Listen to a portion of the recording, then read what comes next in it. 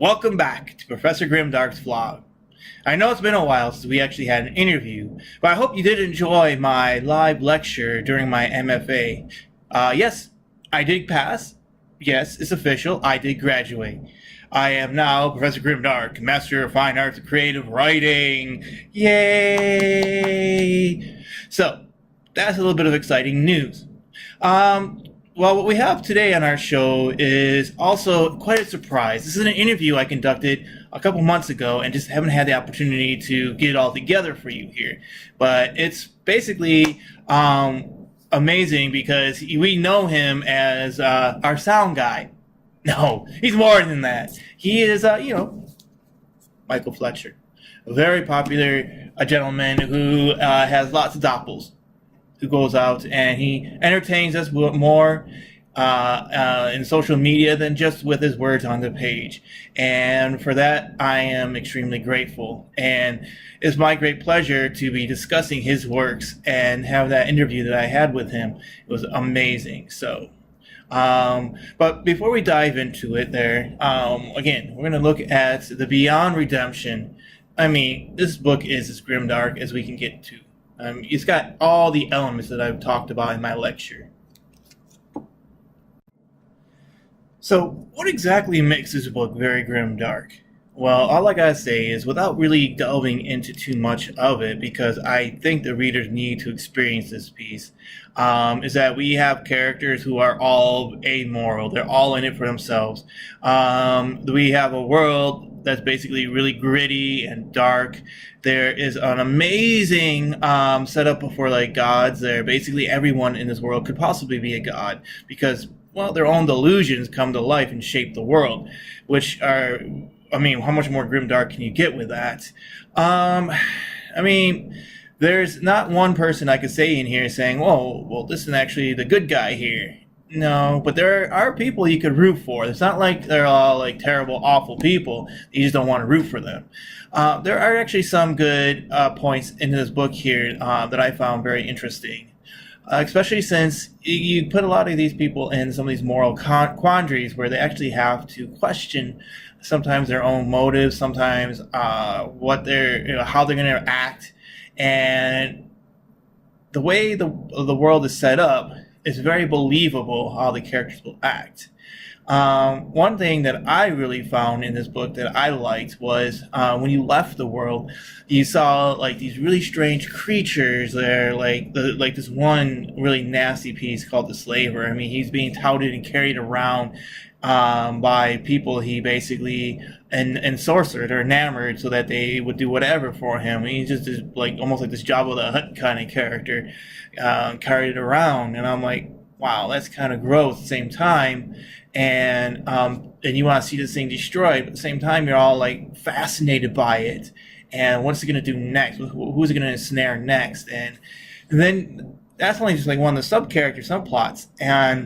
But even like the ultimate one there, like, think about how you could have control of a god yourself. I mean, how much more evil can you be than, raising a child to be this god and then planning on killing it so that you can have control over it?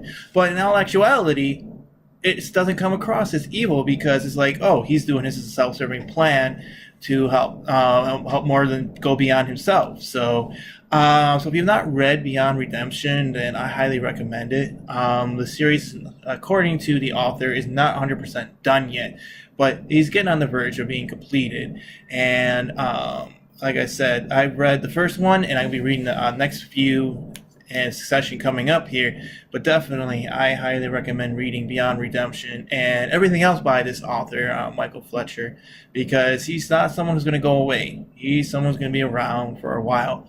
So, well, before we continue going on, I just want to say that we do have an interview with the author himself, and so I just want to basically get us right into it. He gives some really fun insights on some things, so enjoy. And welcome to the Professor Grimdark Show. And today we have an amazing guest, Michael Fletcher. He Hey, is folks. the author of several books. One of them you should be very quite familiar with is Beyond Redemption, and then we also have Ghost of Tomorrow and a few other books that he has. I don't have on my current shelf right now. They're in my other room. So, welcome to the show. Thank you for volunteering to be victim number 4. Yeah, you're victim Oh, number 4 now. nice. Hey, thanks for having me. It's great to be here. Yeah, and a little interesting note, Mike. He designs the music for the vlog. So the opening music and the end credit music, that's all him. So if you don't like it, blame him. Perfect. Perfect. I just chose to use it because I thought, wow, this is cool, this is great. So yeah, and I hope I don't screw it up too much by with the cuts and stuff in the song. I'm trying to make it so that when the music kind of ends, it's like, oh, there we go, we can cut right in there. So I tried to destroy it too much. So tell us, what is the what would you say would be some of your inspirations for writing? Um, well, I mean, mostly it's reading, right? I think probably like most writers, I write because I read. And for me, it was Michael Moorcock is Mm-hmm, huge, like the Elric books. mm-hmm, Um, Lord of the Rings probably the first. That was that sort of like that little that gateway drug to fantasy for me as a kid. I think I read that when I was like 8 or 9 or something like that. But it was Michael Moorcock. It was the Elric books where I was like, oh fuck, you can be bad and still be the main character. And that kind of that spiraled into role playing. I ran campaigns as a GM for I don't know like 2 decades or so. nice. Um, and at some point I wanted to I wanted to be a writer. I had this idea that was like this ultimate very cool career, and I could totally be a writer. And so like I tried to write a couple of books. This would be back in like the early to mid '90s, and I never finished anything. And at some point, I kind of realized it was time to grow up. Like I wasn't going to be a famous writer. I couldn't even finish a book. It was way too fucking hard. So I decided time to be an adult. I got a haircut, and I went into rock and roll. And I mixed metal bands and stuff for about 20 years. As my sort of like my play at adulthood. And then sometime 2008. I was getting tired of the rock thing and was like, damn it, I want to write a book again.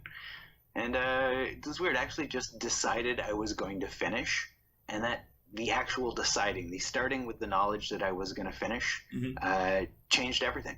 And once you finish that first book, I think that's what a lot of like would be want to be writers don't understand is like that first book it really is that fucking hard, Mm-hmm. but the second you finish that first book, even the first draft of that book, the second you finish, you can finish a book. Like Yep. writing my second book, now Beyond Redemption was my second book.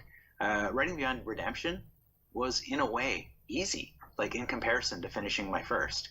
There was no doubt. I didn't go into Beyond Redemption thinking, can I even finish a novel? It's like, oh yeah, fuck, I know I can.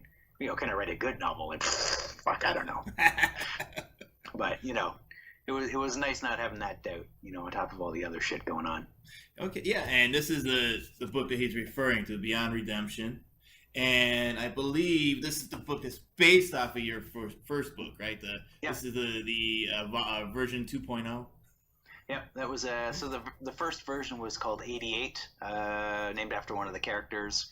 That was published by Five Rivers Publishing, a micro Canadian micropress, Mm-hmm. and they were awesome. They were so cool to work with, and the editors they gave me my start. They were the sort of people to see something in my writing, and to say like, okay, there's this guy has something to work with, and Mm-hmm. I really like editing. 88 taught me how to write. I'd already written half of Beyond Redemption by the time 88 was actually released on the market, and I went back and just rewrote the whole thing with what I'd learned editing 88. And I guess it worked. I mean, I think it shows because, like, it went from Canadian micropress to Big Five publisher. Yeah, It was a small definitely. step there. Yeah, the Harper Voyager one, definitely. Yeah. It's more than a small step. It's like, when the one thing is like, yeah, I got in a space rocket. Now you're on the moon. So, okay. Well, and yeah, I know you didn't, no one ever, from all the other authors that I've talked to, it's like the intention of going out and writing grimdark. Now, do you go out there and intend to, like, this is, I'm going to go write some grimdark fantasy, or do you say, I got a story, I got some characters, I need to throw them in this mess? Yeah, I never, I don't really give genre a thought at all. I've never intentionally written grimdark. Honestly, I still don't think I have. Although I think every person on the planet would disagree with me, which is fine. They're all wrong. Um, I'm sorry, I wrote this in a paper, okay? It's in a paper. It's in it's the paper official. about defining grimdark. So unfortunately, your opinions there don't matter because No. I, it's already Yeah. academically claimed. Yeah. So like, Beyond Redemption landed me an agent first, Mhm. and when she got back to me, when she offered representation, like part of her email, she said the Grimdark crowd are going to love this. And this would be 2000. Oh, what the hell? What year was that? 2014, I think. Yeah. Um, 2013, 2014. Anyway, somewhere, and I literally was like, "What? Like, what the fuck is grimdark?" Like, I'd never heard of it. Never heard of the genre. To me, Beyond Redemption was like dark fantasy. That was it. Hmm. And so I actually had to go off and Google grimdark to understand what the fuck she was talking about. And I was like, oh, okay, there's this like weird subgenre I'd never heard of. Like, yeah, I guess that fits. But I guess it's that different point of view, right? When you're a reader, the readers define genres. Yeah. But when you write a book, it's your book, and you're like, no, I fucking defined the genre. I wrote the book. It's mine. I get to decide what it is. And Nope. everybody else is like, no, you totally don't. Nope. Even most sane writers are like, no, dude, you're wrong. You don't get to decide. I'm fucking sticking to this one. It's mine. Yeah. Yeah, I'm Unfortunately, totally wrong. and once it enters the world, it no longer belongs to you. It's like your children. Once they walk out there, yeah, sure, you raise them, you put in millions of dollars into them, but then they're out on their own. Yeah. The only difference is the book's a little bit cheaper to raise. A little bit. And it takes a little bit less time in some ways, but in other ways, sometimes can be more timely. Yeah, well, it's a lot of time has gone into this stuff. Oh yeah, I know. It's like, so you want to be a writer, okay? All right. So just understand that most of your life is going to be in front of either paper or computer screen. And you think once you put the words down that they're good? No, you're gonna have to erase those words 20 No. times and rewrite them all. Yeah, and my first drafts are abysmal. I think I am probably the worst first draft writer I have ever met. I've Wow. read other people's like first drafts. And I'm like, damn, this is a good book. This is, a little polishing. It's gonna be great. My first drafts are like, oh, something puked on this. Like, hey, it's just nasty. Yeah, I did read a not really first draft piece of your work that you sent me, but something close to it, and yeah, it's It's interesting. pretty bad. Pretty bad. Yeah, it wasn't bad. It was like the magic was there, but it needed to be, the dust needed to be scraped off. Yeah, So a lot of scraping. yeah, sometimes you get that shovel and dig down deeper, and Yeah. see where the bodies are hid. That's what you gotta do. So what would be the day in your writing life? Because I know you have this awesome outside job as a secret agent who drives a forklift. Okay. Yeah, I'm actually a forklift choreographer to be super specific. I'm in musical theater. I'm not really a warehouse sort of Yeah, guy. yeah.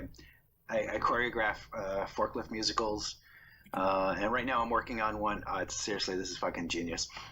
So picture Star Wars, and And do you remember Chips, that Yes. TV show, the two bike cops from the 80s, Yeah. California Highway Patrol? So it's picture Chips, but on forklifts in space. And it's a musical. Wow. Wow. It's going to be amazing. Is the music death metal? Well, no, that's crazy. There was not. No. No. That's. No, you tried choreographing forklifts to death metal? Wow. But it's in space. You could do it. True, true. But it's you got the fake gravity and all, and there's still forklifts. You got to be true to the reality, right? Definitely, definitely. So once we get beyond that, what are some of your like? What do you do during the day to keep up with your writing? Well, I'm supposed to be writing. Okay. Well, see, because my first drafts are so bad, I plow through a first draft in about 2.5 to 3 months. That's for like 100,000 to 130,000 word like first draft. And then I spend the next 3 to 6 months editing. And because I'm just like colossally stupid, I finish a book, a first draft, and then I'm like, yes, okay, I'm gonna edit this thing. I'll spend a couple of months editing it, and then I'll start on the next book. But I'll be like, oh, I don't really feel like editing this book because I just wrote the fucking thing. So like, I need a little time, I need a little space before I edit it, right? Yes. Perspective. And so instead of editing it, what I do is I then write another book. So there's 6 months where I am gleefully writing, loving every second of it. And at the end of that, I'm like, fuck, now I've got 2 books I've got to edit. Each takes like 6 months of editing. And so basically I have spent 2018 editing. I don't think I've written, certainly not novel-wise, I really have written nothing in 2018. I've spent the whole year just editing these 2 books I finished back in 17 rather. So only now, like just last week, fired my new agent, the second manuscript. So he's got both books in his hands now. And just like this week, I actually started writing something new. And this time I swear I'm going to finish the first draft and then I'm going to edit it because I really hate spending an entire year editing. I mean, it's literally like I can't remember how to write a book anymore. I haven't written a book in a year. I'm like, oh fuck, I don't know how to write a book. So it's when you start, it's all awkward again, and you're like, Dave sat in a bar, like, that sucks. So I don't know. That's me. A day in the life. It's basically ass in chair. Put on the death metal. It's got to be something without sort of legible, intelligible lyrics. Just because words will distract me, right? Yeah. So just indecipherable death metal, screaming rage, and then just ass in chair for as long as I can. There you go. That's the life right there. You got screaming rage, death metal, and in the chair. Wow. Okay. Good deal. And do I ever actually answer any question? I mean, yes, I think you have. you ask a question, and then I wander off and talk about something vaguely related. I think I might do this all the time, though. No, we get there. It's Okay, cool. It's like Robert Frost's poem. There's different paths. They all look the same, but we all get there. Sometimes a little bit more grassier than others. And then you gotta take a look at what's going along the path. So yeah, we're getting there. You got it. All right. I think we got both. Definitely. Actually, I think we answered at least 3 or 4 or 5 without really asking. Yeah, and definitely, this is one thing that I love doing about the show is that it gives us the uncanny look behind the scenes of like, oh, we see the author, we see some sort of picture of the author. But it's like that's you know how much I had to pay that guy to pose for that picture? I was gonna say it doesn't even look anything like the author. I'm like, wow. So it's either he went and got a photo stock or he hired an actor. So yeah, this is a great insight, especially for new authors. This all these different tales that we hear. Everybody has different ways of approaching it, different journeys they've taken to get here. But the point is, you're there, you're getting there, or you're there already. For Yeah, in our this is cases a here, very much a work in progress. I mean, you know, I think every writer, we all kind of basically want the same thing. You know, the sort of like the dream is that, the writing is all you do. You're not like, dabbling in forklift choreography in the background to sort of support your family. yeah, You're a writer, and I mean that's for sure. I am not there, not even close. no, Like, and it's funny the number of people who are like stunned when they find out I have a day job. It's like, yeah, what? I know. You got a day job? You get to play with forklifts? Awesome. I mean, why are you playing with forklifts? Aren't you supposed to be writing? Yeah, Yeah, no, definitely. And that's the thing about it is like when a lot of different authors that I've talked to, they all talked about like how they had their day job and then they were writing, and then something happened, and then like, and then you're done with your day job, right? And they're all like, no, I still do something different with it. I'm like, oh, okay, so you have a modified day job. All right, yeah, but one thing definitely is that you are one of the authors that are really immersed in this community that we've created here. Um, yeah, I seen you dabbling around with a lot of different people. I mean, Anna Smith Spark there. You two are like always like partners in crime and something, right? yeah, and she's awesome. She's one of my favorite writers. Like she is, a prose monster Oh for yeah, me. Like I read her books, and I mean it's dangerous. Like, so I'm reading The Tower of Living Dying right now. yeah. Um, but like I've also just started writing or trying to write, like another book, and the first like 10 pages I stopped and I'm like, fuck, I'm trying to write an Anna Smith Spark novel. Like this is basically me. Like I am just, like trying to pirate her prose. And it's like, no, that's not really me. But on the other hand, I read it over. I'm like, fuck yeah, that's Yeah, cool. definitely. I just got done reading that piece too, and yeah, I agree. It's very, it's so very influential. Her voice is so strong. I mean, everybody Yeah, had that yeah, interview with her, so we don't want to go rehash everything. This is about you. Of course, we understand that. We all have like these major impacts on us as authors. So, especially in the modern time too. Definitely. And yeah. I think you definitely are also very influential on people because you That is weird to me. Like well, it is. I'm just some schlub sitting around at home, or during his break at the warehouse, like scribbling crazy shit. And when people are like, "Oh, I'm a fan," it's like I don't have fans. No one's fucking heard of me. I don't have fans. It's yeah, it's kind of weird. well, that's something that is going to be changing. We're going to go a little bit more wider with everything. So you just have to kind of get used to it. Well, not really I'm used okay to with that. it. You could be surprised occasionally, be like, "Oh, really? I have a fan? What are you a fan Yeah, of?" that one guy. Oh wait, he left. I think you got more than one. I think you got several over. I mean, just So I'm up to three now. just reading your posts on Twitter and all that. Yeah, you got a few. At least your doppels do. I don't know. Yeah, yeah, I think they have more than I do.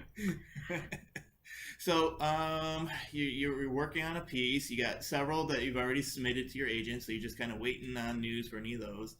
That's Yeah. that's good. See, a lot of writing is waiting, huh? Oh, yeah. It's almost all waiting. Like, oh, that's a lie. It's not all waiting. It feels like all waiting because I'm really bad at it. I'm just, in some ways, I'm an extremely patient person. Yeah. And in some ways, I'm not. I hate waiting for stuff like this. Like, I want to know, is the book gonna sell? Is the damn thing gonna sell? But like right now, like I'm waiting before the waiting starts. So like I have literally like he's only had it for a day or two.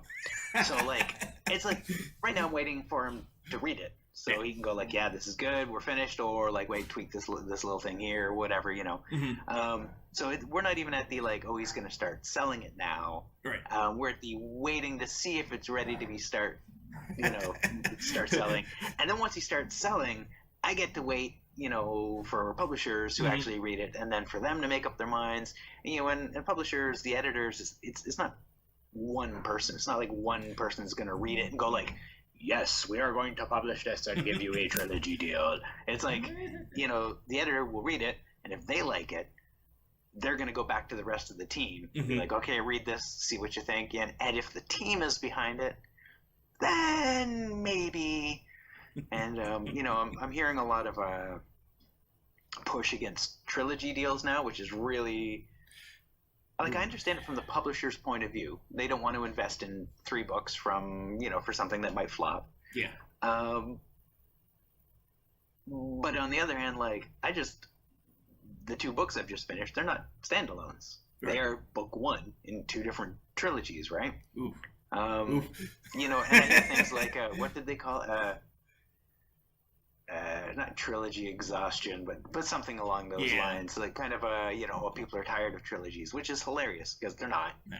And, you know, everyone's tired of trilogies until book 1 does well. Yep. And then all of a sudden, oh yeah, no one's tired of trilogies. Everyone wants book 2. Yeah, and then they want book 3, and then they want book 4, and then 5, and they want the HBO show. just give me a damn trilogy deal so I can know that for the next 2 or 3 years I've got like a little bit of income. Yes, outside your forklift choreography. Oh, outside of that, which of course, you know, keeps me in a manner to which few are accustomed. and appeals to your the physicality version rather than the mental excess of the stress of writing. Yeah. Who doesn't love carrying heavy boxes around? Oh man, that you can really go Freudian with that. Yeah, we'll let that one slide. Yeah, so that's very interesting. Yeah, the waiting for the waiting, and I keep hearing all these things. Like I heard a comment the other day how someone got back from an agent who's saying, yeah, and Grimdark's dead now too. No one wants Grimdark anymore. And I'm like, really? I do. I read it. So you're just not going to cater to me? Yeah, I think there's a negative perception of Grimdark among I mean, both the publishing industry and a fair number of readers. Yeah. But honestly, if you call it dark fantasy, I know, all of a sudden everyone's fine with it. Yeah. I mean, so like the 2 books that I've written, you know, the reaction I'm getting is like, oh, awesome, this is dark fantasy, but it's not grimdark. Like, excellent, we can sell this. Damn. And I'm like, okay, yes, it's dark fantasy. Which, I mean, fair enough. Yeah. Not once did I think I'm writing a grimdark book.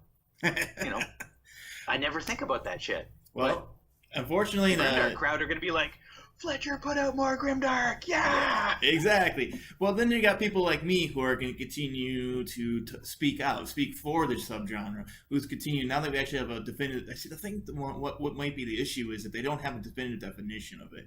And so they are afraid of something they can't really sit there and define. And so that's my goal, is hopefully to get more awareness. Like, no, this is the definition of it. This is what it is. So that way, when you see it, you have it. But it doesn't mean that it can't be something else. That doesn't mean that it can't be, like, you know, yeah, it's dark fantasy, but it's dark fantasy on steroids. It's like, you know, you take that closet monster and all of a sudden you add in, you know, 10 different layers to them and make them basically almost impenetrable. So yeah, I know people are always afraid of things they don't understand. So that's why we're here to help them bring understanding to the piece. Welcome to the Church of Grimdark, my friends. Listen to the good professor as he's there trying to show you the way of the lights. I mean, the dark. But yeah, I mean, there's so many different authors still going in the genre there. It's like I don't understand how anyone could declare something to be over. Although, I heard the same thing way back in like 2013, 2014. They're all like, and Grimdark is dead. Hmm. Hmm. Yeah, I mean, Grimdark's been dead for a while. It's been dead long enough. It's It's right. starting to smell bad. And in fact, it's so dead it got back up and it's walking around. I know. I'm like, but you have like three new authors in there who are like massive sellers. So how can it be? Okay, never mind. I don't want to go there. If you want to bury that corpse, you can try. Now, one question I always like to talk about, or ask my victims or my interviewers, what would be one character in your book that you would not want to meet in a dark alley? Which like any of them. I don't. There's not a single person in Beyond Redemption where I'm like I would feel safe like having sort of like any kind of close personal interaction with them. Um, the Strangely enough, the one character I'm most likely to survive is probably the greatest swordsman in the world, and that's only because he'd be so busy telling me how awesome he is that he probably wouldn't actually kill me. And if I don't actually have a sword with me, I'm just not really worth killing. That's right. Anyone else, like, they're probably gonna knife me for my boots, or just for no great reason whatsoever. They're like, there's Michael Fletcher. Let's kill him. Who is he? We don't know, but let's kill him anyway. Yeah, I've been accused of being randomly sort of violent for no reason. No, no. Actually, everything that I read in your pieces, they all have a purpose. That's not one thing I can sit back and accuse you of. There is no sense of randomness in everything. It's very purposeful, which I appreciate. I mean, I think so. I mean, like, a lot of thought went into those characters and trying to make. Oh yeah. Even though they're insane, my goal was very much they have to be true to themselves. They have to be. They have to work within their framework. Like they are. Everything they do is for a reason that makes sense to them. If you can filter through their insanity, it will make sense. Now, a character like Stalin, the kleptic, like she seems very randomly violent. Right. But there's sort of a rhyme and a reason to what's going on back there. Yeah. Oh, definitely. You can see her triggers and her motivations and why she's doing things.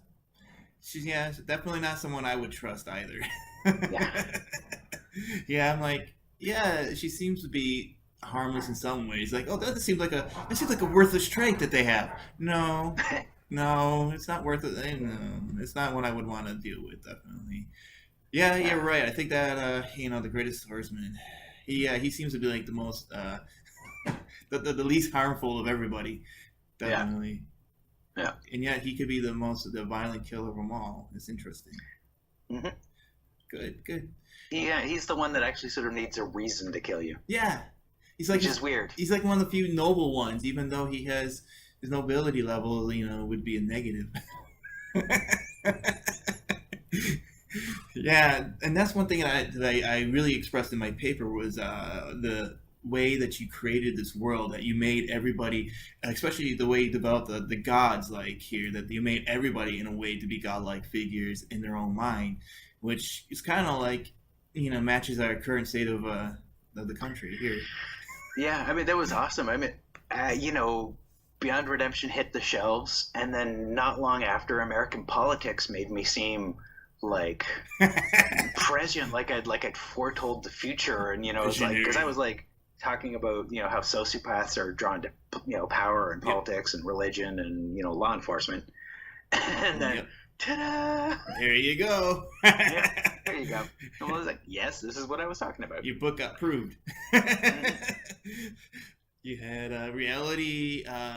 Reality was the art. They say art's a reflection of reality. Well, in this case, reality became more of a reflection of your art. Oh, sadly enough. Oh, and it continues to do so. Alas, not a political show, so we shall continue marching on, even though politics occur in the book.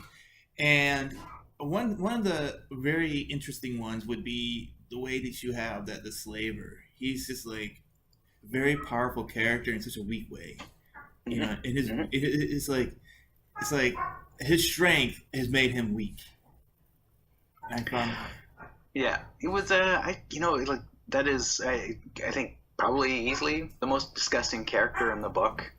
Um, but on the other hand, like he's kind of one of my favorites because he's so pathetic yeah, but so powerful. yeah. And yeah, like that character is very much based on someone that I know, and who is just like so desperate for acceptance and worship, hmm and sort of had to be awesome at everything, and everyone had to love him. Um, yeah, that Wow. worked really well for me. I mean, I really I enjoyed that. That yeah, okay, so yeah, you take some of your characters from real life situations, you apply them to maybe not by name, but maybe some of their traits, huh? Yeah, yeah, and I would never name, Sure. use someone's real name and something like that. But Any you liability know, there? it, this the real person was such a character. I couldn't not sort of use him in the book. Nice. You know, yeah, Yeah. Yeah, I understand completely. I sometimes borrow from people I know. But I try not. But then again, I always warn people. I say, hey, anything you say anything you say or do, will be used in a book at some point. So forewarned. I need to wear that on a shirt. Like I'm an author. Anything you say or do around me will be recorded at some point in a book or a play or something. yeah. All right. Do you have anything about social media you want to tell the people? Anything like where to find you? Yeah, sure. Most of it I can't remember because my brain's largely non-functional. So I'm on Facebook, Michael R. Fletcher, hmm at Fletcher MR on Twitter. hmm Um, on Instagram, I think I pretty much only post pictures of whiskey bottles. But I've got an Instagram account. No idea what the name is on there, so I don't really pay attention. Yeah, I wander around Reddit occasionally. So I mean, if you look, you will find me, Yes, and very then true. shortly afterwards, you will regret Very true. Because, yeah, I'll post on the links on there. I think you even have a blog that you post on occasionally. it. It's very, very occasionally. It shows up. So yeah, I'll put all those at the end credits for the viewers. So if they're curious about more, want to know about the doppels or anything else that goes on in your mind, they can they can find you. So I thank you for being a part of the show today. I mean, it was really good fun. I mean, you felt like it was rambling, but it really wasn't. We we Good. we Good. circled Thanks for having around, me, and got man. I to our really, target, yeah. and that way the viewers can see who you really are in some way. At least the mask that you wear for this show. Yes. Yeah. So I just want to say to everybody, thank you for watching, and to remember, keep it grim, keep it dark, and keep reading. Thank you very much. So just want to thank you all for watching that interview, and I'm gonna keep Professor Grimdark show basically ad free. I don't want all your enjoyment to be broken up by a YouTube ad.